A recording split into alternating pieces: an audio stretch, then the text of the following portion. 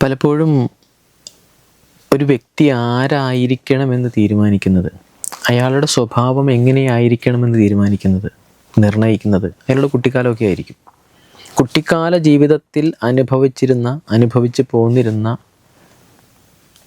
അനുഭവങ്ങളുടെ ആകെത്തുകയായിരിക്കാം പിന്നീടുള്ള അയാളുടെ ജീവിതമായി മാറുന്നത്, അയാളുടെ കാഴ്ചപ്പാടായി മാറുന്നത്, അയാളുടെ സ്വഭാവമായി മാറുന്നത്, അയാളുടെ പെരുമാറ്റമായി മാറുന്നത്.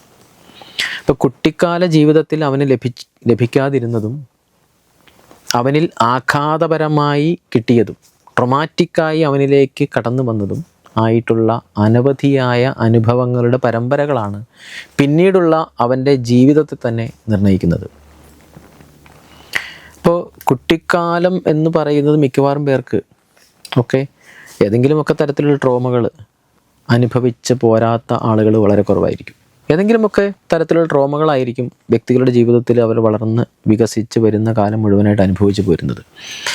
അപ്പോൾ ഈ ട്രോമ ഉണ്ടാകുമ്പോൾ, അല്ലെങ്കിൽ തനിക്ക് നെഗറ്റീവായ ഒരു എക്സ്പീരിയൻസ് ഉണ്ടാകുമ്പോൾ, ആ എക്സ്പീരിയൻസിനെ എങ്ങനെയാണ് നമ്മൾ ഇൻ്റർപ്രറ്റ് ചെയ്യുന്നത് എന്നുള്ളതിനെ ആശ്രയിച്ചാണ് ഇത് ട്രോമയാണോ, അത് വളരെ ആഴത്തിലുള്ള മുറിവാണോ, മാനസിക മുറിവാണോ എന്ന് തിരിച്ചറിഞ്ഞ് അത് അയാൾ അറിയാതെ തന്നെ അയാളുടെ ബ്രെയിനിൽ സൂക്ഷിച്ച് പിന്നീട് അയാളുടെ സ്വഭാവപരമായ പ്രത്യേകതകളായി രൂപപ്പെടുന്നത്.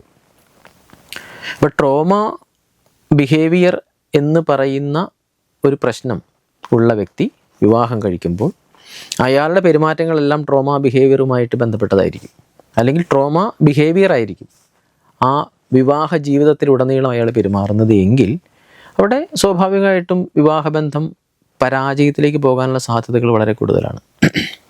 ട്രോമ അനുഭവിച്ച വ്യക്തികളെല്ലായ്പ്പോഴും ആ അത്തരം ബ്രെയിൻ, അതായത് ട്രോമാറ്റൈസ്ഡ് ആയിട്ടുള്ള ബ്രെയിൻ എന്ന് പറയുന്നത് ഒരേ സമയം തന്നെ ആങ്ഷ്യസ് ആയിരിക്കും.